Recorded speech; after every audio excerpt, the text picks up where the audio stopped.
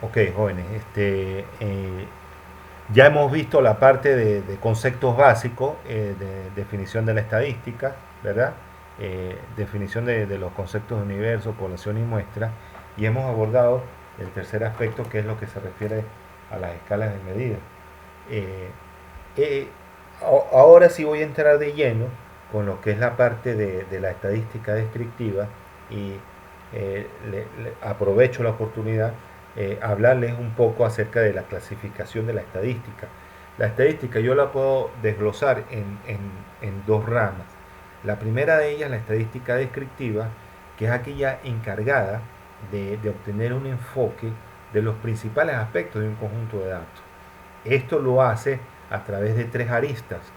La primera de ellas es la organización de datos, la segunda de ellas es la representación gráfica y la tercera de ellas es el cálculo de medidas descriptivas numéricas que dan cuenta de un conjunto de datos. Con la estadística descriptiva o la estadística descriptiva está destinada a ser el primer estudio que yo le puedo hacer a un conjunto de datos en términos exploratorios, ¿sí? Y con eso, independientemente del análisis que yo le vaya a hacer a un conjunto de datos, la estadística descriptiva es el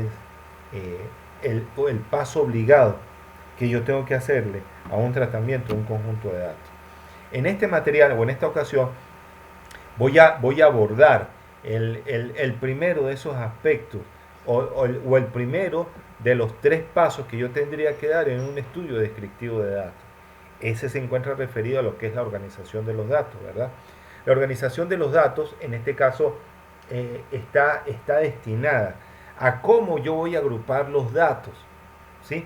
A cómo los voy a aglutinar o los voy a resumir, pero eso va a depender de la naturaleza de los datos, ¿verdad?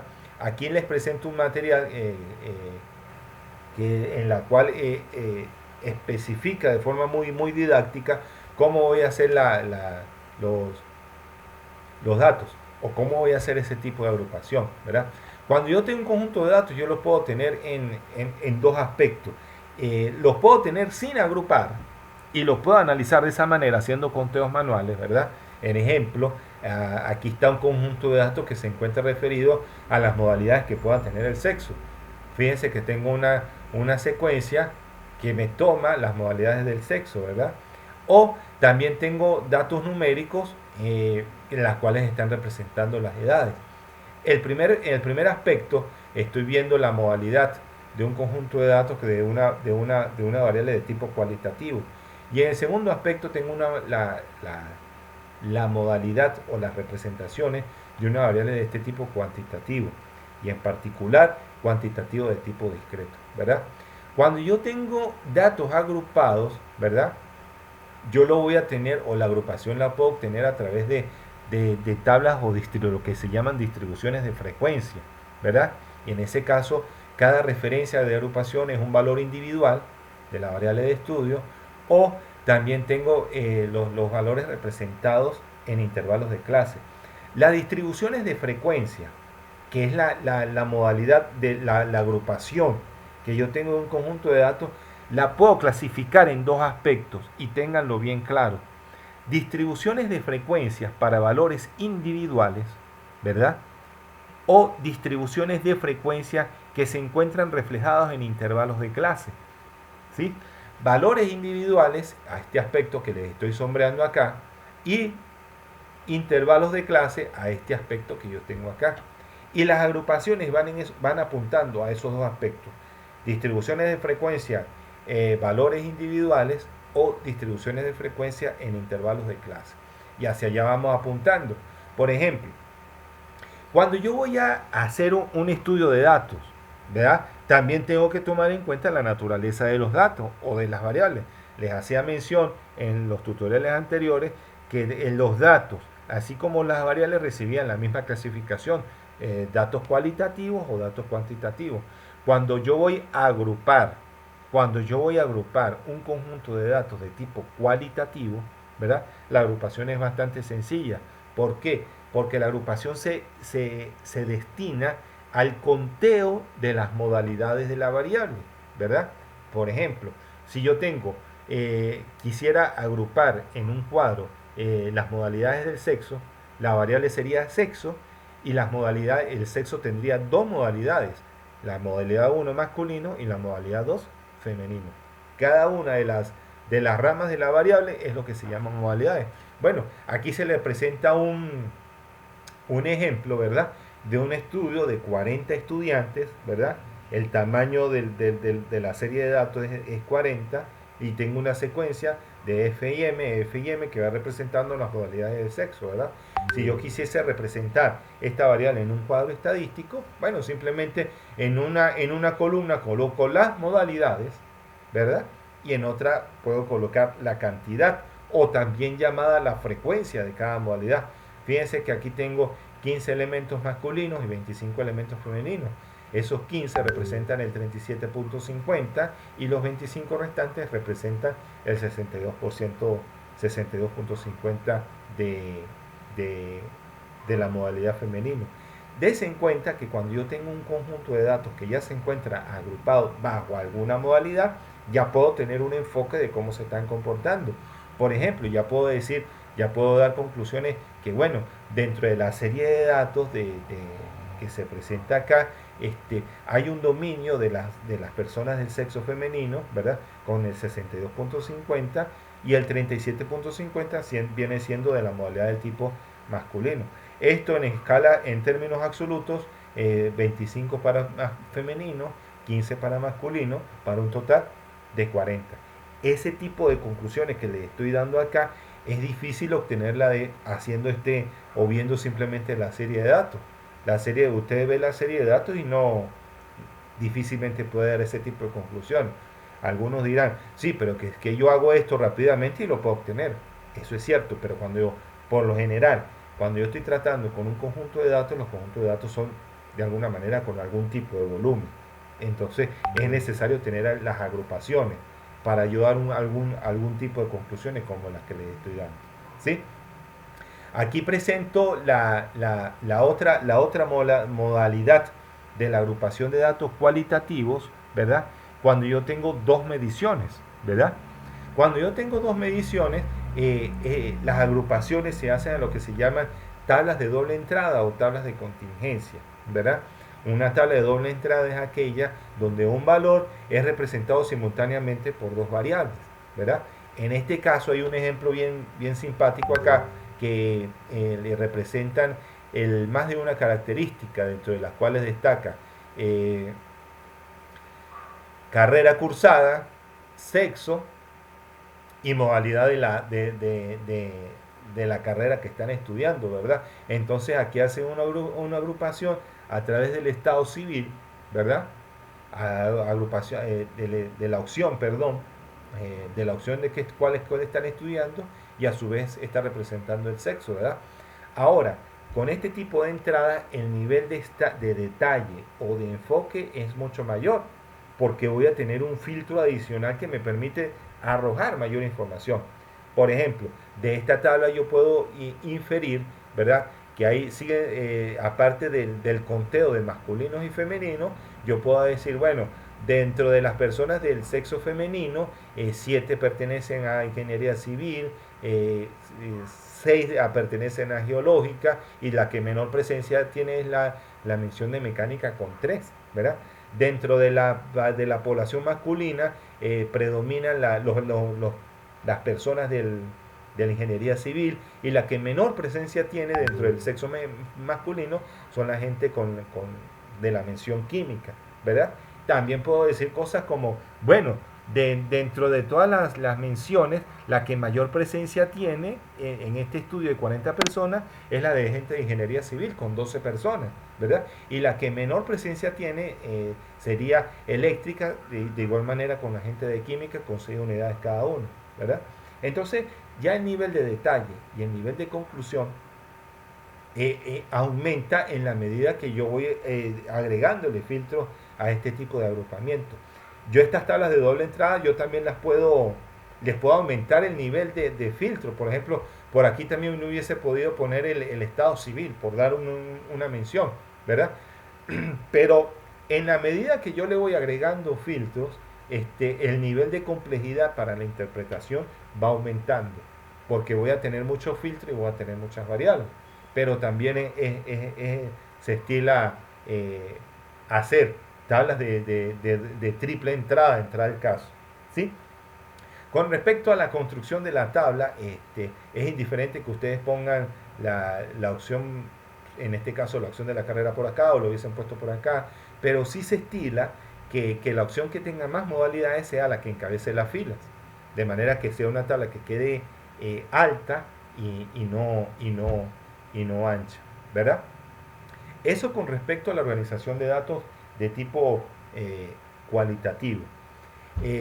Les resumo, la organización de datos de tipo cualitativo se limita al conteo de las modalidades de la variable y es quizás la agrupación más sencilla que se puede abordar en ese sentido. La otra parte, que es la organización de datos de tipo cuantitativos, ¿verdad? Les repito, se hace a través de lo que se llama distribuciones de frecuencia. Y estas distribuciones de frecuencia yo las tengo que tener conformadas en dos aspectos: valores individuales de la variable y distribuciones de frecuencia en intervalos de clase. En esta ocasión les voy a presentar los elementos que componen una distribución de frecuencias en intervalos de clase, ¿verdad?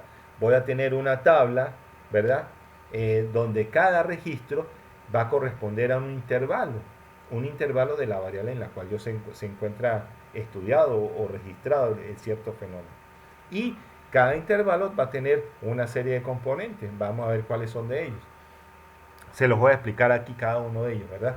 El primero de ellos es lo que se llama intervalo de clase o simplemente lo que se llama clase, ¿verdad? En el caso de que se agrupen los datos en intervalo, va a estar representado por esta fórmula que les sombreo acá, ¿verdad? Donde el SUI corresponde al límite inferior y el SUS corresponde al límite superior, ¿verdad? Entonces, ¿cuál es la interpretación que se le da a este tipo de intervalos? Bueno, existen X cantidad de individuos o elementos que son mayores o iguales al límite superior y menores estrictos al límite superior, ¿verdad? ¿Qué significa que sean menores estrictos al límite superior?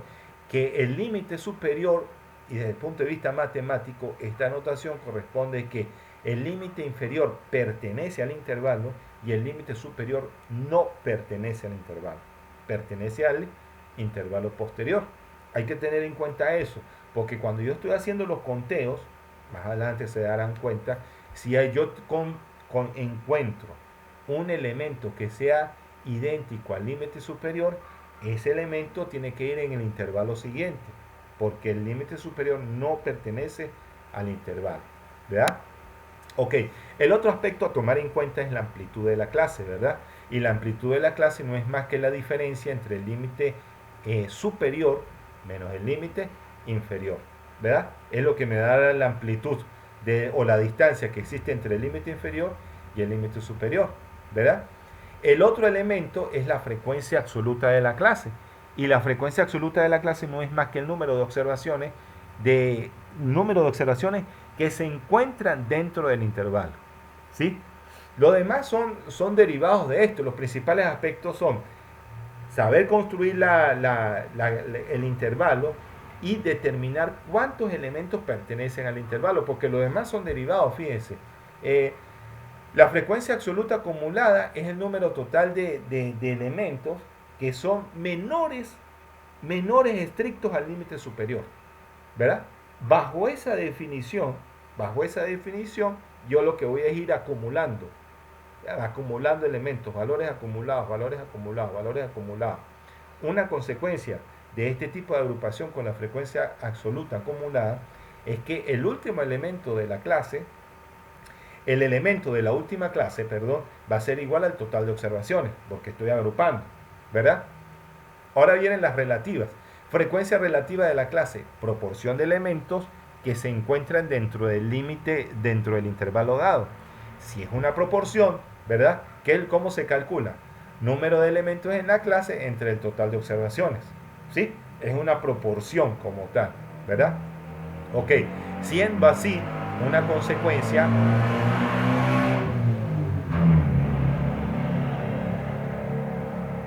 siendo así una consecuencia de las proporciones, es que la sumatoria de todas las proporciones tiene que ser igual a la unidad, porque estoy ponderando de acuerdo a un número, ¿verdad?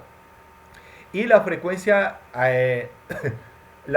acumulada de la clase es la proporción de observaciones que son menores estrictos al límite superior, ¿verdad? Consecuencia de eso es que la frecuencia relativa acumulada de la clase, de la última clase, tiene que ser igual a la unidad, ¿sí? Hay otro aspecto de una distribución de frecuencias que es la marca de clase, también llamado el punto medio de la clase, y no es más que la sumatoria del límite inferior más límite superior entre dos, ¿verdad? Este elemento solamente por el momento nos vamos a conformar con saber que es así, tal cual como está, pero este nos va a servir para luego hacer el cálculo de las medidas descriptivas numéricas de un conjunto de datos, ¿verdad? Entonces, bueno, aquí está el planteamiento para la resolución de un problema en donde me presentan un conjunto de datos de 27 observaciones, y lo que me dice es que tratemos de agrupar este conjunto de datos en una distribución de frecuencias de intervalos de clase. Entonces, veamos, representan las estaturas de un conjunto de estudiantes, ¿verdad? Tengo n igual 27, me implica o me está tratando de decir que tengo 27 registros para tomar en cuenta, ¿verdad? Entonces, aquí están detallados los pasos que yo necesito o que yo requiero para elaborar una distribución de frecuencia en intervalos de clase. Entonces, por lo general, cuando yo estoy construyendo una distribución de frecuencia, yo no sé, de antemano cuántos intervalos puedo construir, ¿verdad? Entonces, cuando yo no tengo conocimiento de cuántos intervalos voy a construir, yo por lo general utilizo la regla de Sturges, que es la que le estoy sombreando acá, ¿verdad? Y la regla de Sturges me dice que, bueno, que una buena aproximación para construir los intervalos de clase está dada por la expresión 1 más 3.3 por el logaritmo de n, donde n es el número de datos, ¿verdad? Entonces, aquí me dice que el número de clase es 5.72, ¿verdad? Pero como el número de clase es una variable de tipo cuantitativo discreto, perdón, yo no puedo decir voy a obtener 5.72 clases. Yo digo, o tengo 5, o tengo 6, o tengo 7, o tengo 8. Es un número entero, ¿sí? Entonces, cuando yo esté trabajando con una distribución de frecuencia y haga uso de la regla de Sturges, tengo que aproximar al entero inmediato, al entero superior, diría yo, ¿verdad? En este caso, el valor de la expresión me dio 5.72, es decir, que yo voy a tener 6 clases o 6 intervalos, ¿verdad? Una vez que yo tengo clara esa situación, empiezo a construir la clase. Me voy para el paso número 1. Se calcula el rango. El rango no es más que la diferencia entre el valor máximo y el valor mínimo, tal cual como lo señalo acá, ¿verdad? Es una medida de variabilidad de un conjunto de datos. Al rango también se le conoce como recorrido de la variable, ¿sí?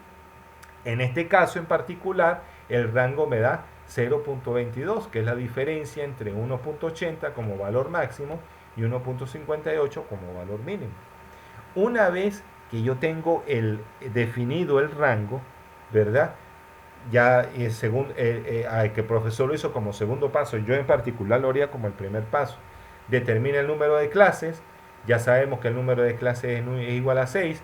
Ahora bien, con el número de clases y con el rango, yo procedo a calcular la amplitud, ¿verdad? La amplitud no es más que el cociente entre el rango y el número de clases, ¿verdad? En este caso en particular, el rango me dio 0.22 y el número de clases me dio 6. Tienen que tener supremo cuidado cuando construyan la amplitud, porque se incurre en el error de utilizar las clases como el valor que les da acá, ¿verdad? Y es un craso error que ustedes cometen, o que por lo general cometen los estudiantes cuando están construyendo. ¿Por qué? Si ustedes utilizan 5.72 ustedes no van a utilizar, les va a dar, por lo general, les va a dar menos clases y esas menos clases no van a abarcar todo el conjunto de datos, ¿verdad? Y si utilizan 5.72 también pueden incurrir en el error que ejecuten más clases y la última clase por lo general va a contener un solo valor. Entonces no vale la pena tener una distribución de frecuencia o un intervalo que tenga un solo valor, porque pierde la generalidad, la distribución.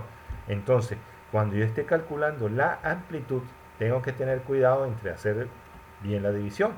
Este valor número 6 representa el número de clase y es un valor de tipo cuantitativo discreto. En este caso me dio 0.0367, ¿verdad? Y para efectos de los cálculos se va a aproximar a 0.04. Cuando yo estoy ejecutando o cuando yo presento las evaluaciones, yo por lo general les digo hacia dónde cuántos decimales van a utilizar para esta aproximación, ¿verdad? Por lo general son 2 decimales, ¿sí? Y yo se los digo, para que ustedes no construyan su distribución de frecuencia bien como se debe, ¿sí? Entonces en este caso la aproximación da 0.04, ¿verdad? Yo estoy seguro que con esta aproximación yo voy a cumplir con 2 aspectos. Si digo que son 6 clases, voy a construir 6 clases. Y el segundo de ellos es que esas 6 clases me abarquen desde el mínimo hasta el máximo. O sea, abarquen todos los valores como tal, ¿sí? Es algo que tengo que tener cuidado cuando construya las distribuciones de frecuencia. Ya atiendo las dudas al final del tutorial. Cuando, bueno, esto es lo que tengo que tener supremo cuidado cuando construya las clases, porque simplemente cuando yo tengo todos estos elementos, ya yo puedo construir los intervalos de clase. ¿Cómo los voy a construir? Ya yo sé de antemano que voy a tener 6 intervalos y esos 6 intervalos tienen que abarcar desde el mínimo, desde el máximo hasta el mínimo, ¿verdad? Con la aproximación que yo les estoy dando, y si hacen bien las divisiones o el cálculo de la amplitud, no deberían tener problemas. Entonces, ¿cómo construyo yo los intervalos? Bueno, empiezo con el valor mínimo, el mínimo más la amplitud, 1.58 más 0.04, 1.62, y así voy construyendo todos los intervalos. Dese en cuenta que estos intervalos tienen amplitud constante y esa amplitud es la que yo determiné acá, ¿verdad?